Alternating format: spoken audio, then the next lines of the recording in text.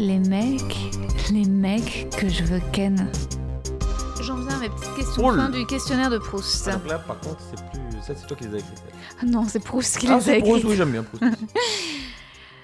La qualité que tu préfères chez un homme. Je vais dire l'humour. La qualité que tu préfères chez une femme. Je vais dire l'humour. Le principal trait de ton caractère. Je vais dire l'humour. Ce que tu apprécies le plus chez tes amis. J'aimerais bien te répondre autre chose. Non, alors je vais dire répondre autre chose. Je vais pas dire patience, parce que c'est pas un bon mot. Leur bienveillance, parce que en faisant ce métier, moi j'ai quitté la Belgique, mes vrais amis ils étaient là-bas, enfin mes vrais amis De longue date. Ouais, de longue date, ceux qui t'as grandi et tout. Et effectivement, tout un moment, je vous sers un peu à moi. Merci. Tout un moment, je les voyais beaucoup moins parce que j'étais très impliqué dans mon travail et j'avais cette fameuse phrase: Alex, est-ce que tu peux venir à notre mariage? Alex, est-ce que tu peux venir à notre anniversaire? Et je répondais toujours oui, sauf si Michel Drucker m'appelle. Alors tout le monde rigolait, sauf comme moi. Michel Drucker t'a appelé. donc voilà, mais et mes vrais amis ont été... J'ai pu pendant 6 mois être un mauvais ami et ils en ont jamais rien eu à foutre. Et donc ils sont toujours contents quand je les appelle, même si je les appelle depuis longtemps. Et la façon dont on se réaccroche quand on se revoit, même si c'est de longue date, fait que c'est comme si c'était hier. Et donc ça, c'est une qualité, à mon sens, par rapport à la façon dont on vit notre travail. Ouais, c'est joli ce que tu dis. Mais c'est vrai que parfois, en fait, c'est ce que tu décris, l'indulgence, je pense que c'est hyper important. Dans tous les domaines, c'est vrai. Ton principal défaut. C'est compliqué. Je ne connais pas assez pour pouvoir te donner une réponse. Si, alors reviens souvent. Ok. Je vais prendre là-dessus. Reviens souvent égoïste. Alors je vais plutôt répondre égocentrique. Parce que je pense un tout petit peu, et je le dis à tous ceux qui me disent ça, que si chacun s'occupe de soi en premier, personne ne sera oublié. Oh là oui. Alors là, tu prêches une convaincue. Voilà, nous sommes d'accord là-dessus. Moi, je suis vraiment pour l'égoïsme. Donc, mais oui, mais égoïsme, ça fait un peu moche, ça veut dire Non, c'est pas moi moche. d'abord. En fait, égocentrisme, ça veut dire occupe-toi de toi, et en fait, si tu t'occupes de toi, tu seras un meilleur être, et tu t'occuperas sans doute mieux des autres. C'est juste une vision réaliste de... En fait, il n'y a pas de bonheur avec du sacrifice. T'es pas censé... Je crois pas à C'est la... gentil pour Mère Teresa. Ah ouais, non mais vraiment, mais c'est pour ça que moi je crois pas du tout au christianisme. Hein. Je trouve ça très joli, très détaillé. Ils sont allés loin dans cette théorie de l'abandon de soi. Et ça reste une philosophie hyper intéressante et peut-être qui convient à certaines personnes. Mais moi, je pense que tu trouves pas en l'autre ce que tu dois trouver en toi et que je suis persuadée que c'est en étant le plus toi possible que tu peux accepter de supporter la compagnie des autres. Mais vraiment, si t'as pas mis ça en avant, ouais. Ah mais je suis sûr qu'il faut s'aimer, c'est important, sans tomber dans la mégalomanie, mais bon, ouais, il y a de la marge. En vrai, ce que les gens croient, les artistes sont rarement mégalomaniaques. Hein. Ah non, c'est pas vrai. Ah ouais, c'est vrai, tu trouves ? Qu'est-ce que artiste, comment, pourquoi Moi, je vois beaucoup d'artistes qui doutent incroyablement, qui doutent parfois beaucoup plus que le commun. Oui, mais du coup, compenser par de la mégalomanie n'est pas une solution. Ouais, mais c'est Je ma crois tendrie. accepter le doute est quand même sympa. Mais après, accepter le doute, non, mais c'est sûr, mais... Et moi, non, mais c'est ce qu'il y a de plus charmant. Comme moteur, en fait, Ouais, comme essence dans la création. Clairement. Le doute comme moteur... Mais après, c'est ça qui est super ambigu, c'est que quand même, tu as décidé d'être artiste. Donc, tu es obligé, sans être hypocrite, de mettre ta personne au milieu, quoi. Alors, il y a ça, mais surtout qu'à un moment, les artistes se la jouent en disant « je doute ».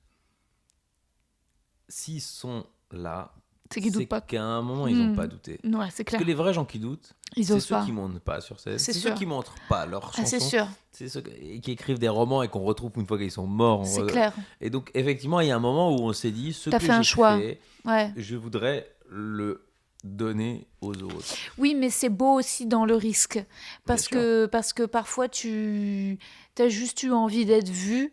Et c'est pas qu'un acte égoïste, en fait. C'est aussi une volonté de partage. En fait, c'est juste une volonté d'être aimé. Et en fait, ça paraît égoïste, mais si tu retournes la pièce, c'est généreux.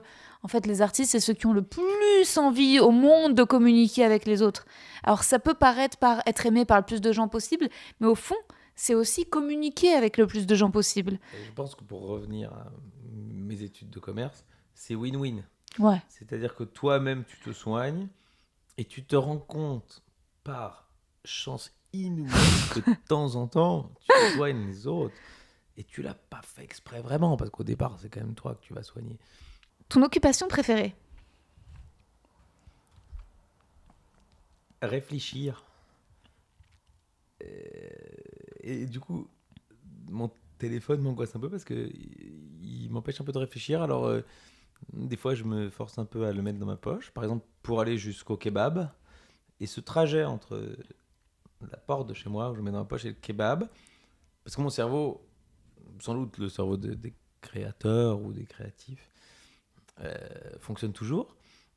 Bah, du coup, quand il n'y a rien à faire, il réfléchit. Et c'est assez agréable. Et puis, par exemple, l'été, où on a j'ai moins de contraintes parce qu'il n'y a plus la radio. Parfois, on fait le Festival d'Avignon quand on pouvait jouer dans les salles de spectacle. Mais par exemple, l'été dernier, bon, j'ai eu 2 mois où j'avais pas grand chose. Eh bien, tu développes un nombre considérable d'idées et d'envies.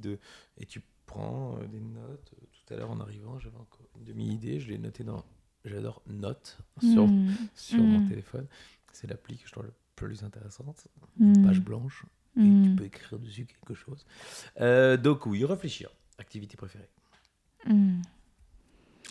Ton occupation préférée? Ton idée du bonheur? Wow. Qu'est-ce qu'il a dit, Enthoven? Il t'a fait 20 minutes sur ce sujet. Bon, il m'a donné la réponse que tu viens de donner avant, plus ou moins. C'est-à-dire à réfléchir. Penser, créer. Ah oui, d'accord. T'as vu, moi j'ai mis ça comme activité, Ouais. j'ai mis ça comme bonheur. Je crois que c'est bien de ne pas savoir ce que c'est le bonheur. C'est comme amoureux. J'aime bien. Souvent on me dit mais t'es amoureux, t'es pas amoureux, mais en fait j'ai pas envie de répondre à cette question. En fait, j'aime bien pas trop savoir ce que c'est et justement de peut-être tous les matins me réinterroger sur ce sujet-là. Donc j'ai pas d'idéal de bonheur et malgré le fait que frénétiquement, quand la cagnotte dépasse 120 millions d'euros, je joue à l'euro million. Je crois que le bonheur n'est pas dans le fait que ce soit mon ticket qui gagne. Où aimerais-tu vivre? J'aime bien le sud de la France parce que j'aime bien les oliviers, j'aime bien les Alpilles. C'est là que je vais quand j'ai le temps. Et les montagnes sont pas trop hautes. C'est pas beau. Les Alpes, c'est les Alpilles. Il y a une espèce de modestie dans le lieu. La lumière, il est quand même très très différente de Bruxelles, que j'aime énormément, mais quand même, voilà, climatiquement parlant, un site à l'exil. Mais en vrai, moi, mon envie était de réussir à Paris. Et je suis un tout petit peu content d'avoir réussi. Je suis à Paris et de regarder cette ville que, sans être Rastignac, j'ai jamais dit à nous de Paris. À nouveau, dans ma façon de séduire Paris, j'ai été sans doute féminin. Mais c'est vrai que maintenant, quand je m'installe au Café de Flore avec un café qui coûte infiniment trop cher, je me sens plutôt pas mal. Ce que tu détestes par-dessus tout?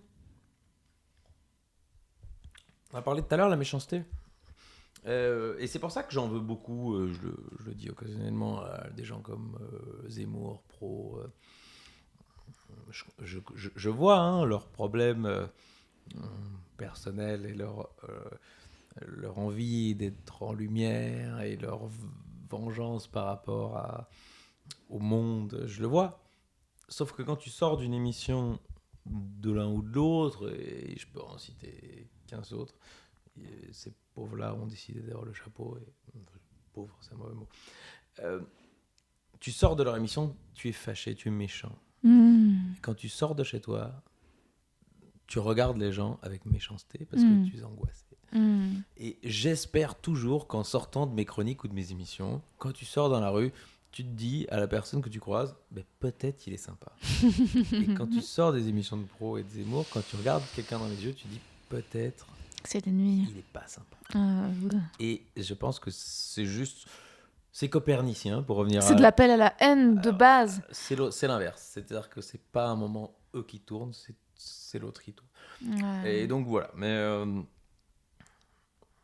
Mais je pense que dans 50 ans, on réécoutera ce podcast et on se rendra compte, mais comment on pouvait accepter que c'est des gens aussi nocifs et autant de temps de parole et autant d'influence et autant de... Comment ça pouvait... J'espère tellement que tu as raison. Ah ouais, j'espère. Avec étonnement dans des années. Mais ce serait super. Ouais. Un don, un talent que tu aimerais avoir? J'adorerais jouer très, très correctement de la musique. Et les cymbales? Alors les cymbales, je maîtrise de mieux en mieux. À force, je commence à vraiment, je pense, pour intégrer un orchestre. On n'est pas sur l'orchestre national ou des choses comme ça, mais peut-être... Non, j'ai appris la guitare pour écrire des chansons, parce que j'aime bien écrire. Mais j'ai appris 6-8 accords qui me permettent de m'amuser tout seul. Mais j'adorerais, quand je vois Nicolas Bedos s'asseoir au piano et jouer au piano, je me dis, oh l'enculé. Et je trouve ça chouette. Alors, si j'étais moins con, je prendrais 1h30 par semaine pour apprendre, parce que je pense que tout s'apprend et qu'il n'y a pas trop d'âge. Mais là, en ce moment, je n'ai pas encore cette régularité, cette abnégation. Donc voilà. Mais oui, ça, ce serait un don que j'aimerais avoir, tout comme dessiner d'ailleurs. Je trouve. En fait, j'aime la création dans tout ce qui est là. Et il y a des choses que il y a des choses que j'aimerais pouvoir créer, que j'ai comme idée. Il y a des idées de blagues, même que je pense qu'ils seraient meilleurs en dessin. Eh bien, je suis incapable de les faire exister. Il y a des idées de punchline ou de drôlerie qui seraient meilleures en chanson. Je suis assez maladroit pour les faire exister. Alors, sur scène, j'arrive un petit peu à vendre des choses, mais c'est déjà pas mal. Hein. Oui. On va s'en contenter, mais... Comment aimerais-tu mourir? Sèchement. Ça, en fait, c'est le thème du deuxième spectacle. C'est la mort. Parce que je me suis dit, qu'est-ce qui est plus compliqué que d'écrire un spectacle d'humour sur l'art? Ah ouais, bonne question. Eh bien, j'ai trouvé la mort. Ouais, c'est vrai. Et donc, ça s'appelle Ad Vitam. Wow. Je voulais pas mettre mort dans le titre. Okay. Donc, je voulais mettre vie. Ouais. Donc, voilà. Et... Donc j'ai un peu étudié le sujet, sans pouvoir m'en approcher trop, parce que voilà, je suis quand même peureux et pleutre. Mais du coup, c'est vraiment la souffrance qui m'angoisse un petit peu. Okay. Sinon, la mort, c'est honteux ce que je veux dire, mais là, personne ne dépend de moi. Enfin, ma mère serait effondrée, on va pas se mentir. Mon père aussi. Mais... j'ai pas d'enfant. Si je mourrais en rentrant chez toi, je trouve déjà que j'ai vécu des choses exceptionnelles et je suis assez content. Ce que j'ai dit chez Fanny déjà, peut-être. Ah merde. Donc je vais te dire mieux. Mais donc, quand ça arrive, et psychologiquement, j'imagine mourir vieux, parce que je pense être plutôt... Ouais, ça t'irait bien. Ouais, hein, je pense... Ah, ça t'irait bien d'être vieux. Tu vas super bien vieillir et tu vas être encore plus beau et plus sage. Dès que tu vas avoir 45 ans, il va se passer quelque chose, c'est sûr. Ah, c'est sûr. Ah, c'est sûr. Ça va... Alors là, c'est très dur d'être fidèle pour toi, passer très dur d'être fidèle pour toi, passer 45 ans. Ça va être les meilleures années. Alors, 45-55, tu vas être beaucoup regardé, beaucoup écouté. Et puis même jusqu'à 75, hein, aujourd'hui...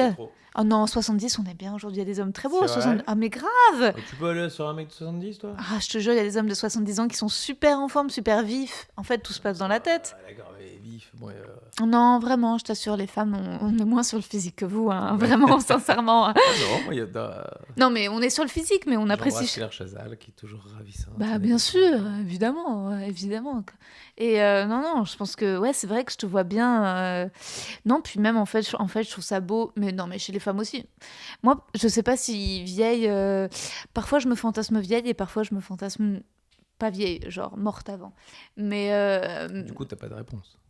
Bah, en tout cas, pour moi, j'ai pas trouvé la réponse. Mais pour toi, je te vois bien. Parce que j'ai l'impression que t'as un truc très généreux. Et donc, je te vois bien transmettant et parlant gaiement. Et marchant dans des parcs avec des gens qui se suivent. Non, mais gaiement, c'est le bon mot. Ouais. Parce que j'en ai vu beaucoup des artistes qu'on reçoit. Ça fait 6 ans qu'on fait l'émission et on reçoit un invité tous les jours et on ne prend jamais 2 fois le même. Donc j'en ai eu beaucoup. Et la joie de voir une personne de plus de 70, on va dire, à la grande louche, qui est intéressé, vif, qui regarde vers la génération qui arrive et qui ne la dénigre pas. Ah, ça, c'est le meilleur. C'est brillant. Non, mais ça, il faut le faire dès maintenant. Mais bien sûr, alors j'espère, mais bon, maintenant j'ai l'impression que je suis pas dans un choc de génération quand je discute avec quelqu'un de 25. Je t'assure qu'on est vieux. Moi, ça y est, je regarde. T'as 10 ans de moins que moi. Déjà. Mais même moi, ça y est, je suis vieille. Ça y est, je suis vieille, c'est pour ça, je regarde. Ça y est, je sais que c'est d'autres qui ont plus raison que moi maintenant aussi. Ça y est, je suis en train de préparer le terrain à faire de la place pour ceux qui sauront mieux que moi.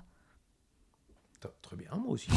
Mais non, moi aussi. Et donc, quand j'ai vu des Pierre Lescure, des Jean-Claude Carrière, je pense citer, je pense, quelques autres, et tu dis, j'aimerais vieillir comme eux.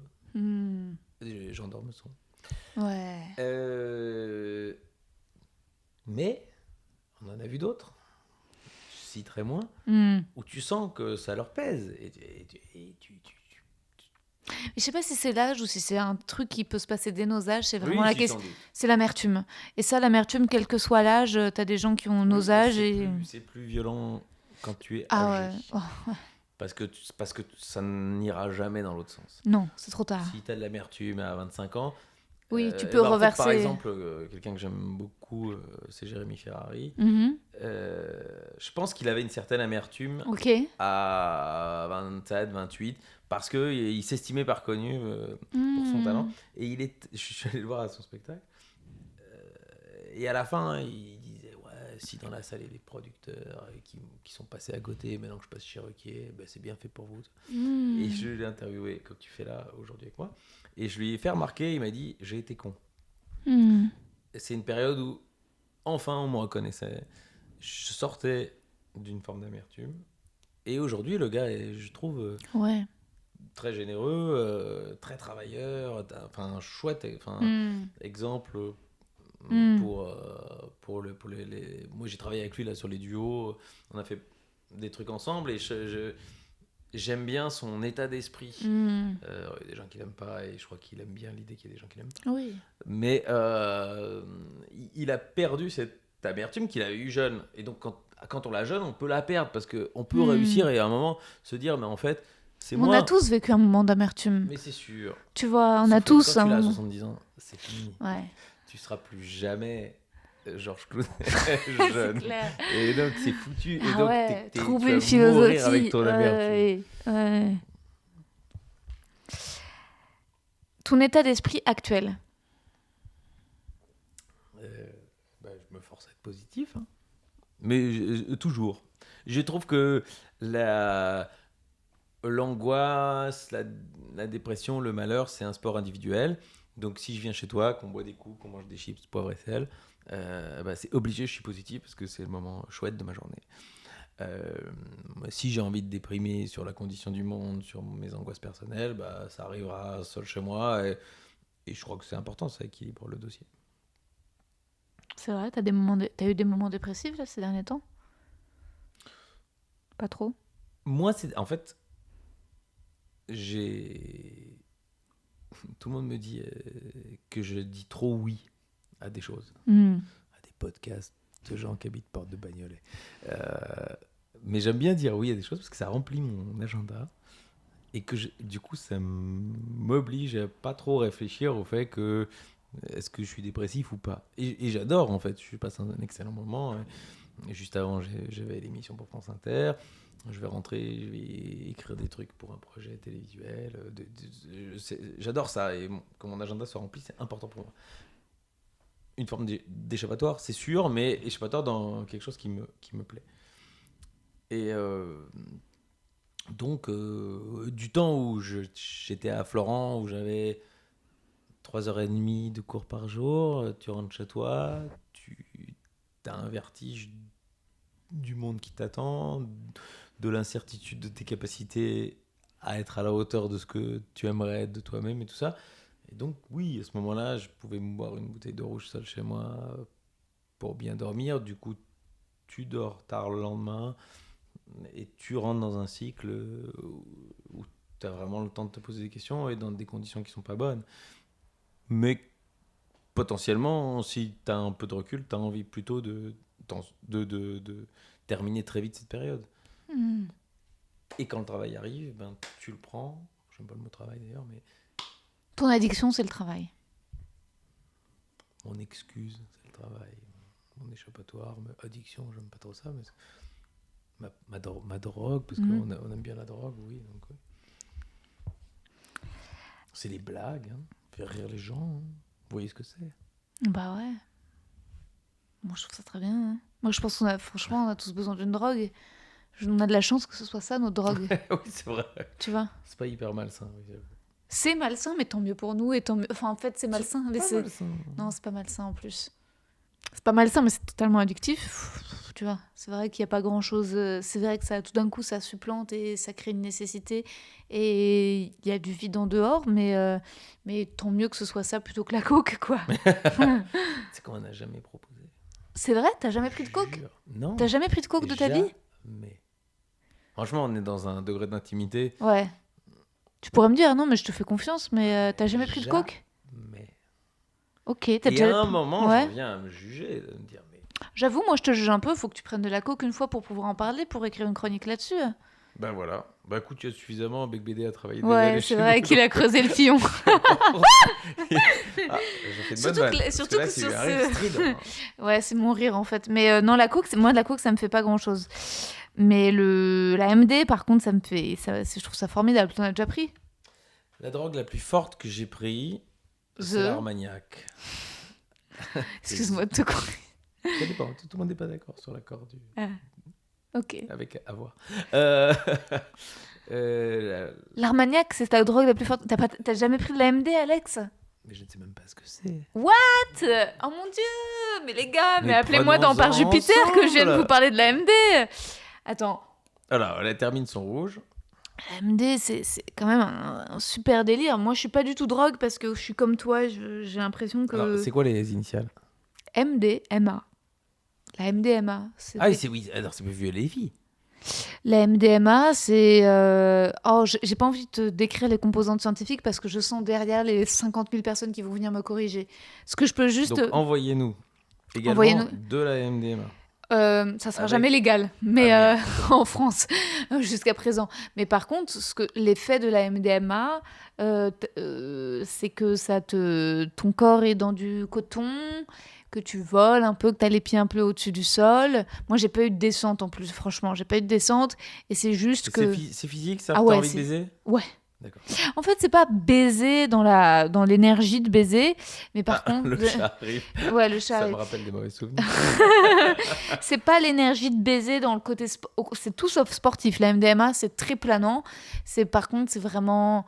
faire des câlins et regarder les doigts c'est un truc très très lent, mais t'as besoin, en fait ça te rappelle la nécessité de l'autre. Peut-être que c'est pour ça que moi ça me crée un truc aussi énorme. Pour moi la coke, quand j'en ai pris, c'est de la surénergie, et de la surénergie, si je veux, j'ai appris à le jouer, je sais ce que c'est. Tu vois. Par contre, la nécessité de l'autre, c'est quelque chose que j'oublie très vite, et la MDMA te le rappelle. T'aimes tout le monde du coup. Ah, t'aimes tout le monde. Mais c'est pas... Mais tout d'un coup, en effet, enfin, en tout cas, t'as besoin de toucher les gens pour leur parler, ce qui n'est pas du tout Covid, quoi. Mais c'est très, très, très affectueux. Et tout est plus lissé autour, quoi. Moi, je trouve ça incroyable. J'en ai pas pris beaucoup. J'en ai pris, je sais pas, peut-être 5 fois dans ma vie. Parce que j'ai fait exprès de pas en prendre plus. Bon, je sais pas, je sais que ma drogue, c'est le sucre, c'est le chocolat, donc... non. Non, mais ça, on peut pas classer. Ah bah, en tout cas, moi, ça marche tellement, c'est tellement puissant que je sais que la MD sera toujours en dessous du sucre et du chocolat. Mais... Chocolat belge. Ouais, le chocolat, t'inquiète que je connais les bons chocolatiers belges. Oh là là, les Marcolini et tout ça, t'inquiète que j'y suis allée. Ah non, mais j'étais à Bruxelles chez Marcolini. Mais outre le chocolat, qui est une drogue magnifique, la MDMA, c'est pas mal non plus. Non, alors, si Marcolini nous écoute, ce qui serait trop bien, c'est que Alex Vizorek et Rosa Berstein fassent un genre... peut-être, je sais pas comment dire, un sponsorship, et que Marcolini... On était déjà, je te rappelle, sur le sextoy. Déjà, le sextoy, le Wang. Le Wang. Donc, livrer des... Donc ça, je vais faire un truc promo pour que les marques de Wang livrent des Wang à Alex Vizorek pour qu'il puisse en parler dans une chronique sur France Inter. Ouais. Et après, on va chez Pierre et on lui demande qu'il nous fasse... Et après, on va chez Pierre et on lui demande qu'il fasse des chocolats à la MDMA. À mon avis. Mais il a le droit ou pas ? À mon avis, si on lui demande gentiment. Si on lui demande gentiment, il nous le fera pour nous. Dans l'arrière-boutique, il doit bien avoir ça. Ah bah alors là, laisse tomber. Mais ça, oui, non, c'est vrai que c'est assez génial. T'as jamais fait l'amour sous MDMA ? Eh ben, du coup, non. Ah putain, Alex, faut que tu fasses ça. C'est quand même un bon délire, quoi. Et t'en as pas à me prêter ?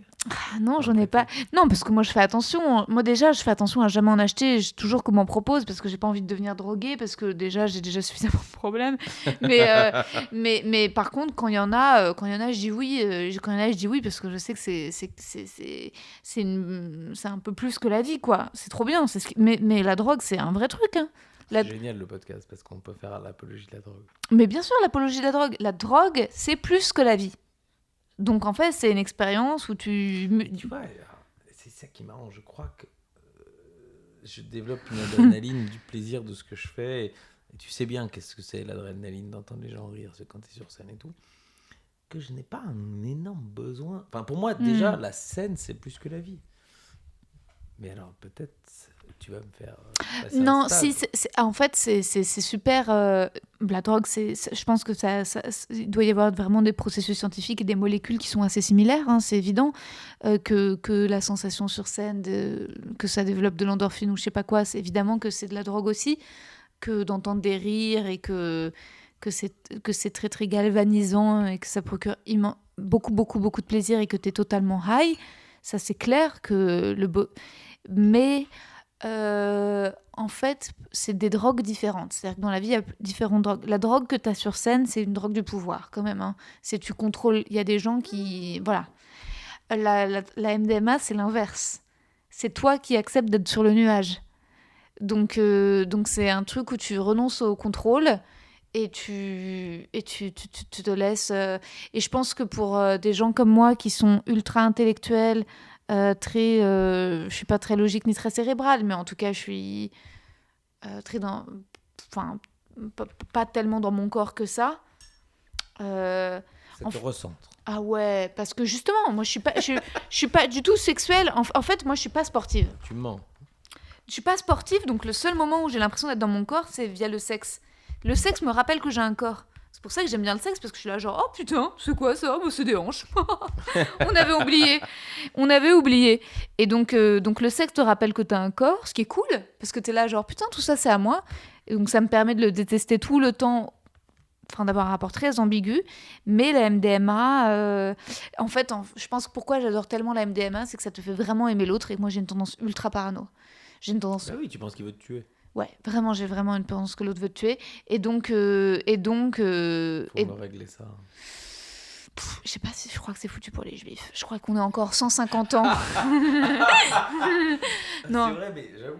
Non, vraiment. Alors j'ai toujours eu des gens dans mon entourage, et donc je n'ai jamais été plus loin que de trouver que c'était des gens formidables. Et je n'ai jamais essayé d'endosser leurs angoisses. Je crois que peut-être parce que je suis pas prêt. Et donc effectivement je me rends pas compte. Oui. Ah bah il y a une parano existentielle énorme sur l'idée qu'on s'organise autant pour vouloir ta mort quand même, tu vois. c'est vrai qu'il y a eu des périodes. Il y a eu des périodes où j'ai entendu parler de ça. Tu vois, et c'est impressionnant. Et c'est même comment. Oui, c'est impressionnant, c'est presque flatteur. Qu'on veuille à ce point ta mort, tu vois. C'est flatteur, mais ça te met dans une espèce d'inconfiance. Je vois. Et même à 2 générations, puisque finalement c'est la génération de mes grands-parents qui se sont fait exterminer. En final, c'est assez proche en fait. Donc... Je ne te veux aucun mal. Hein. Même si je suis polonais, flamand, d'origine aussi. Tu vois, non, mais reste, t'inquiète, c'est un fantasme. J'ai converti ça en fantasme. mais en tout cas, je pense qu'il y a un petit truc de rapport de crainte et que la MDMA, comme drogue, te donne confiance en l'autre. En tout cas, franchement, la MDMA, c'est la drogue des juifs. Mais oui, c'est la drogue des juifs, en vrai. Je pense que si... Pourtant, Dieu sait que les Israéliens, ils prennent... Alors, les Israéliens, ils prennent surtout de la kétamine. Et je pense que c'est, hélas, pas le bon effet. La kétamine, c'est très énergisant. Peut-être que si on arrêtait la kétamine, est-ce qu'il y aurait moins de colonies ? Est-ce que la drogue est la solution à évacuer Netanyahou ? C'est beaucoup de questions auxquelles... on n'aura pas la réponse ce soir. Hein. Ouais. En tout cas, il faut... sais pas, je préfère dire je ne sais pas. Hein. Mais je pense qu'il faut que les Juifs aient plus confiance, ça c'est sûr. Mais je crois que les gens qui nous écouteront, et je pense que notre siècle... Alors que les antisémites disent que vous avez beaucoup trop confiance. Oui, mais alors c'est pas de la confiance, mais c'est de la vengeance. Mais ça c'est sûr. Il y en a qui utilisent la vengeance à mauvais escient. Là, il va falloir trouver un équilibre. Mais c'est trop tôt. Alors, autant je suis très très bon diplomate, autant le conflit israélo-palestinien, s'il y a moyen que ce soit pas moi qui le gère, ça m'arrange. Moi non plus, à vrai dire. Hein, alors toi, t'es mal placé. Moi, je suis mal placé, mais à vrai dire... Potentiellement neutre, je sens que c'est pas une idée. Non, c'est un peu compliqué, mais ce qui est sûr, c'est que comme c'est assez, mine de rien, on s'en rend pas compte, mais mine de rien assez récent, je pense qu'il y a pas mal d'effets de vengeance en puissance et que... ça mettra du temps à s'apaiser. Il y a plein de choses finalement hyper récentes. Regarde à tous les débats qu'on a sur l'esclavagisme, ou quand tu vois certains Français qui sont en train de s'acharner à faire voter des lois sur les résultats positifs de l'esclavage. Enfin, tu vois, il y a plein de choses qui... Alors moi, je suis un homme blanc, hein, donc je vous demande pardon, mais je vais pas pouvoir intervenir sur ce débat. Ouais, c'est clair. Mais t'inquiète que l'homme blanc est l'ami aussi. Il n'y a pas de... Ouais, vraiment. Ça se passait bien jusque-là. Ouais. Reparlons cul. Non, c'est sûr que l'homme blanc n'est pas l'ami. L'homme blanc hétéro est l'ennemi, mais il faut qu'il fasse un effort et qu'il... je suis là pour ça. Voilà. Je viens en, mais moi, en éclaireur. Grave. Mais de toute façon, à partir du moment où les hommes blancs... hétéro, cis, je sais pas quoi, viennent dans un podcast d'une femme qui s'appelle Les mecs que je veux ken, ça y est, en vrai, t'as fait ta mitzvah. Hein. Non, mais tu sais que tu nous as par... C'est trop cool de venir dans mon podcast. Moi, c'est trop cool de savoir que quelqu'un veut ken. Ouais, mais moi, je suis super reconnaissante de mecs qui acceptent de se mettre dans cette situation-là, parce que c'est moi qui veux ken, c'est pas toi. C'est vrai. Et ça nous change. Les fautes qui t'inspirent le plus d'indulgence, Thomas. Oula, je suis bourré. Alex. Ça pose un problème.